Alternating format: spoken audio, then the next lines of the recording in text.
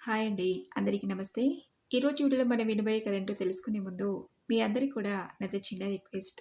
కొత్తగా మన ఛానెల్ చూస్తున్న వాళ్ళు తప్పకుండా ఒక లైక్ చేసి, మీ ఫ్రెండ్స్‌కి, ఫ్యామిలీ మెంబర్స్‌కి షేర్ చేయండి. అలాగే ఇలాంటి మరెన్నో మంచి మంచి కథలు వినాలనుకుంటే ఛానెల్‌ని వెంటనే సబ్స్క్రైబ్ చేసుకొని, పక్కనే ఉన్న బెల్ ఐకాన్‌ని క్లిక్ చేయండి. మరి ఇప్పుడు లేట్ చేయకుండా కథలోకెళ్ళిపోదాం.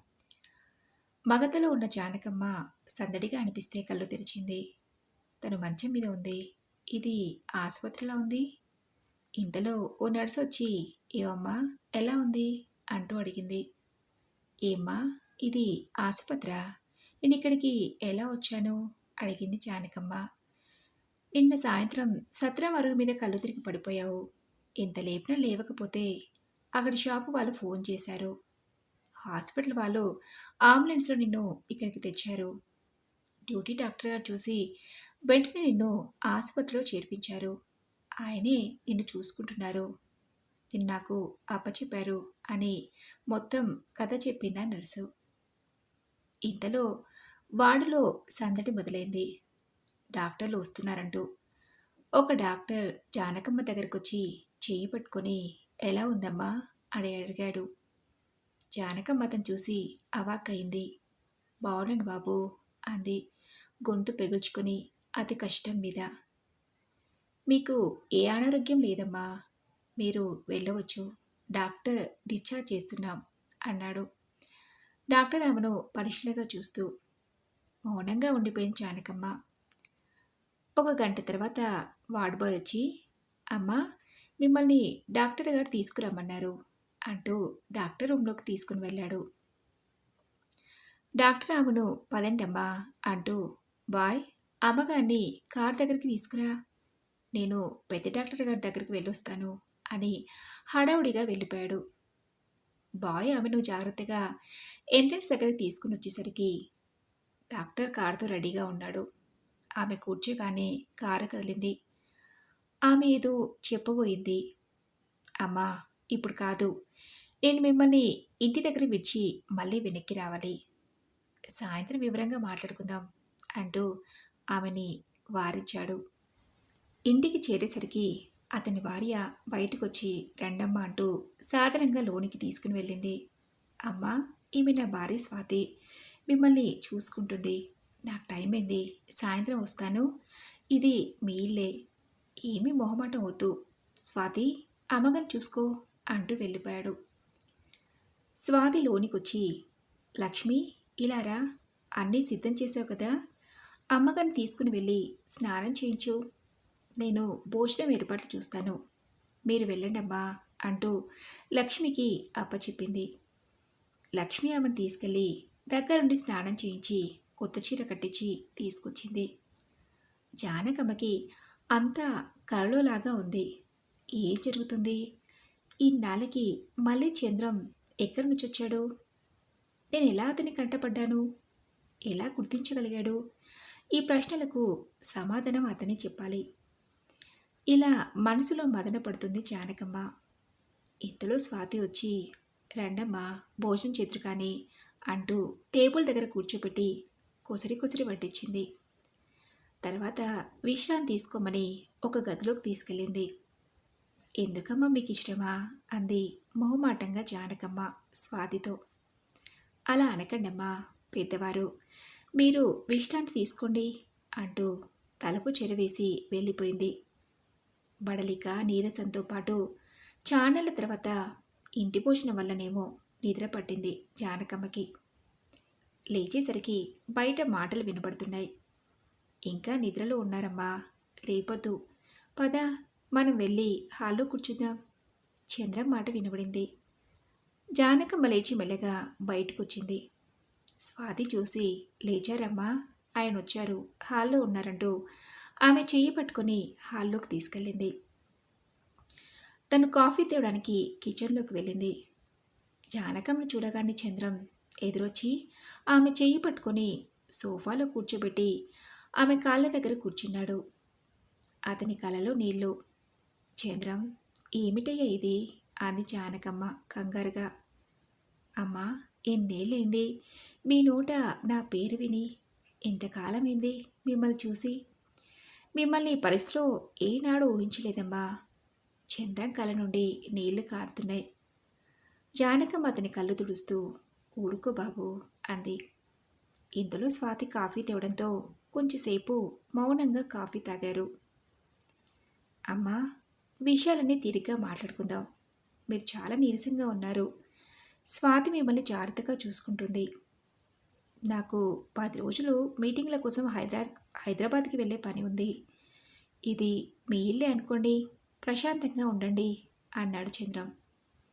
అలాగే బాబు అంది జానకమ్మ. స్వాతి, రాత్రి టీనికి నా ప్రయాణం చెప్పాడు చంద్రం. మీ బ్యాగ్ని సిద్ధం చేశాను.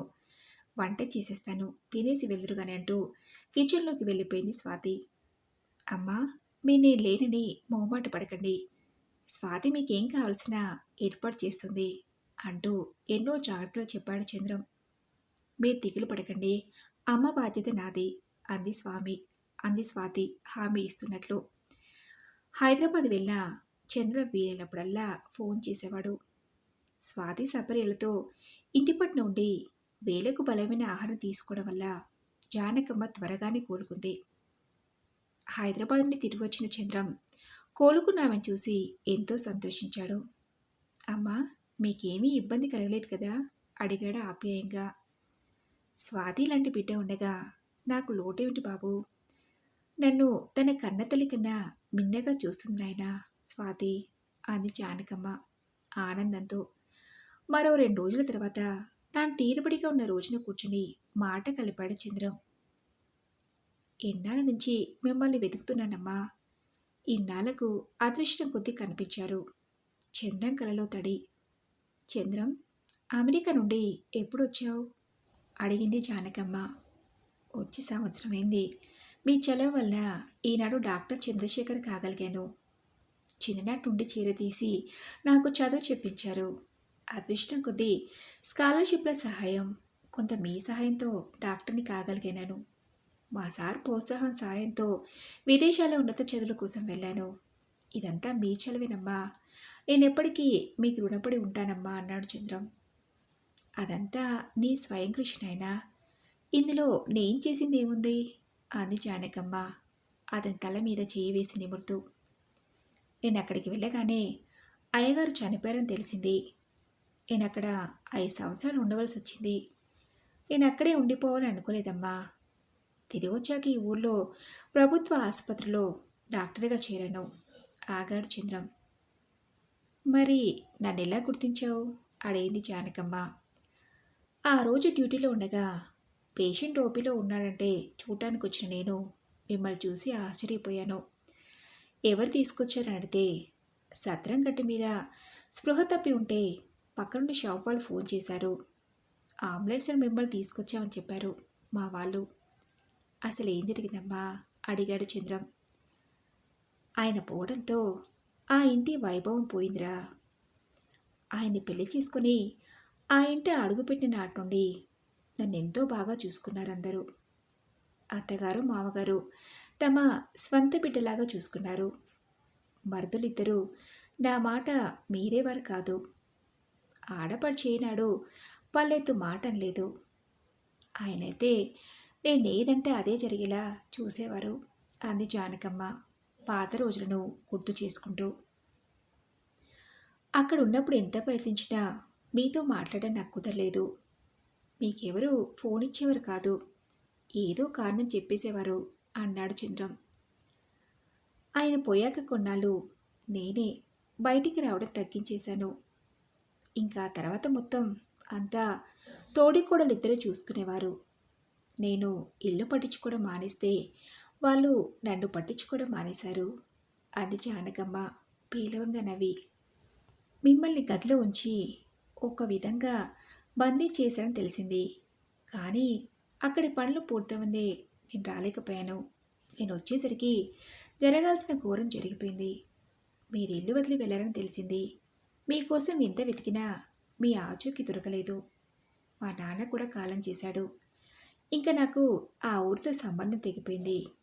ఈలోగా స్వాతి నాన్నగారు మా ప్రొఫెసర్ ఆయనకి నేను నా నడవడికనిచ్చి స్వాతినిచ్చి పెళ్లి చేశారు.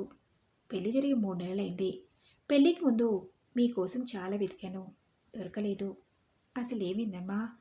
మీరు ఇల్లు ఎందుకు వదిలిపెట్టవలసొచ్చింది? ప్రశ్నించాడు చంద్రం. నాకు విశ్రాంతినిద్దామని వాళ్ళు నన్ను ఇంటి విషయాలకు దూరంగా ఉంచారని అనుకున్నాను. కానీ ఒకరోజు నేను నిద్రపోయాక వాళ్ళు సమావేశమై ఉన్నారు. దాహం వేసి లేచి బయటకొచ్చిన నాకు వాళ్ళ మాటలు వినపడ్డాయి. కొంచెంసేపు ఆగింది జానకమ్మ. ఆమె చెప్పేదాని కోసం చంద్రం, స్వాతి ఆతృతగా చూస్తున్నారు. వాళ్ళ మాటలన్నీ విని నాకు అర్థమైంది ఏమిటంటే, నా చేతికి పెత్తనమిస్తే దాన ధర్మాల పేరుతో ఆస్తి హారతి కర్పూరం అయిపోతుంది. నాకంటే పిల్లలేరు. ఎవరి కోసం కూడబెట్టనక్కర్లేదు. అందుకే డబ్బు ఉంటే లక్ష్యం లేదు. ఇన్నాళ్ళు ఆయన సంపాదించారు కాబట్టి నేను ఖర్చు పెట్టినా ఎవరూ ఏమీ అనలేకపోయారు. ఈరోజు సంపాదించడానికి ఆయన లేరు కాబట్టి నాకు ఖర్చు పెట్టే హక్కు లేదు. జానకమ్మ కళ్ళ నుండి నీళ్లు జలజలా రాలాయి. అమ్మా, అక్కడ ఎవరు సంపాదించారు? ఆస్తి ఉన్నదంతా అందరూ కూర్చుని తింటే అయ్యగారు ఒకరే కదా, అన్నీ చూసుకున్నారు. మీకు పిల్లలు లేకపోయినా అందరి పిల్లల్ని సమానంగా మీరే పెంచారు కదమ్మా. అయినా అంతా కలిసి మెలిసి ఉండేవారు. ఇంతలో ఈ మార్పు ఏమిటమ్మా? బాధగా అడిగాడు చంద్రం. పెళ్ళయ్యాక మా మరుదుల్లో మార్పొచ్చింది. అత్తగారు, మావగారు, అయ్యగారు ఉన్నంతకాలం ఏమీ బయటపడలేదు.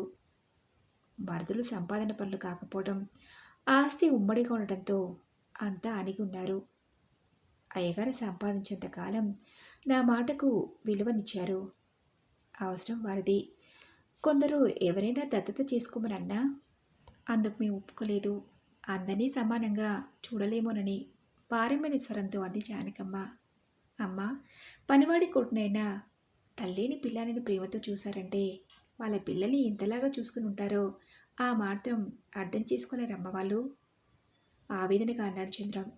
అంతేకాదు చంద్రం, నేనుంటే ఎప్పటికైనా ఆస్తి మీద అజమాయిషి చేస్తానేమని భయపడ్డారు. చిన్నమణి రాజు నన్ను చంపడానికి కూడా వెనుక తీయలేదు. ఆమె కళ్ళు గతాన్ని తలుచుకున్న కొద్దీ బాధతో వర్షిస్తున్నాయి.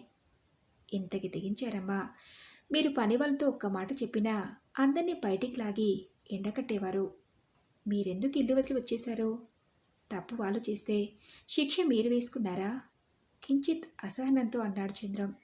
చంద్రం, అలా చేయలేకనే బయటికి వచ్చేశాను. ఆయన కుటుంబం అంటే ప్రాణం. ఇంటి పరువు ఆయన ఊపిరి. ఆయన లేకున్నా ఆ కుటుంబాన్ని, ఆ ఇంటి పరువును కాపాడవలసిన బాధ్యత నాది. అందుకే కొద్ది రోజుల వరకు మతిస్థిమిత లేని దానిలాగా ఉండి అదను చూసి ఆ ఇల్లు ఊరు వదిలి దూరంగా వచ్చేశాను. ఆయన పోయిన 6 నెలలకే ఇల్లు వదిలేశాను. మా కన్నవారు ఊరు వెళ్ళామనుకున్నా ఎవరున్నారు? అమ్మ, నాన్న లేరు. తోడబుట్టిన వాళ్ళిద్దరూ వాళ్ళ పిల్లలతో పై దేశాలకు వెళ్ళిపోయారు. అందుకే ఎవరూ గుర్తుపట్టలేని ఈ ఊళ్ళో ఈ విధంగా కాలం వెలబుచ్చుతున్నాను అంది జానకమ్మ. అమ్మ, మీరు వాళ్ళందరినీ మీ వాళ్ళనుకున్నారు. కానీ వాళ్ళు అలా అనుకోలేదే.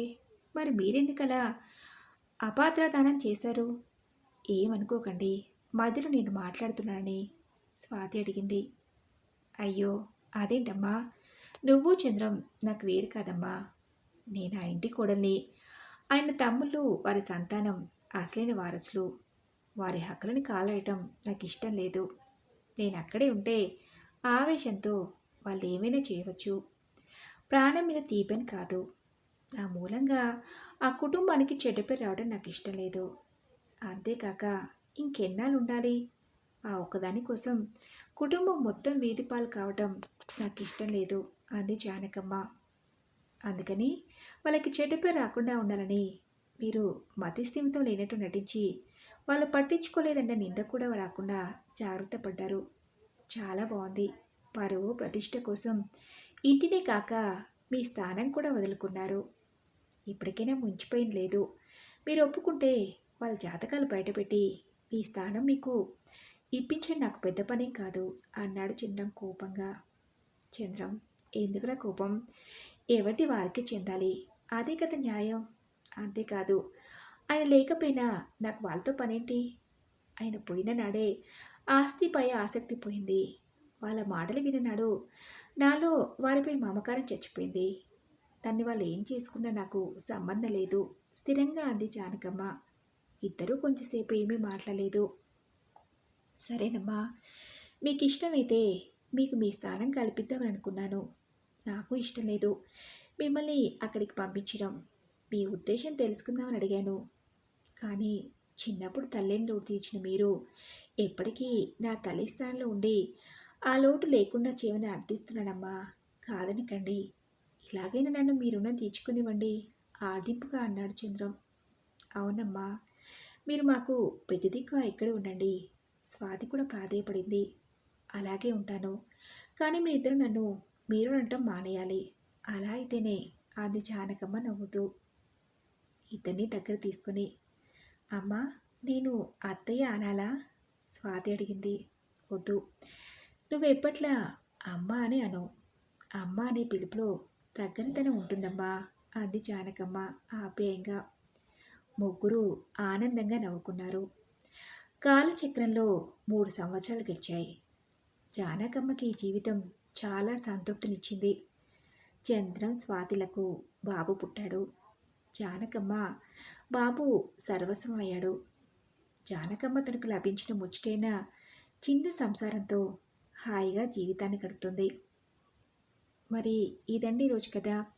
ఈ కథపై మీ విలువైన అభిప్రాయాన్ని నాతో కామెంట్ బాక్స్లో షేర్ చేసుకోండి. అలాగే ఈ కథ మీకు నచ్చింది అనుకుంటున్నాను. నచ్చితే తప్పకుండా ఒక లైక్ చేసి మీ ఫ్రెండ్స్కి, ఫ్యామిలీ మెంబర్స్కి షేర్ చేయండి. అలాగే ఇలాంటి ఎన్నో మంచి మంచి కథలు అనుకుంటే ఛానల్ని వెంటనే సబ్స్క్రైబ్ చేసుకొని పక్కన ఉన్న బెల్ ఐకాన్ని క్లిక్ చేయండి. నెక్స్ట్ వీడియోలో మరొక మంచి కథతో కలుసుకుందాం. Thank you for listening.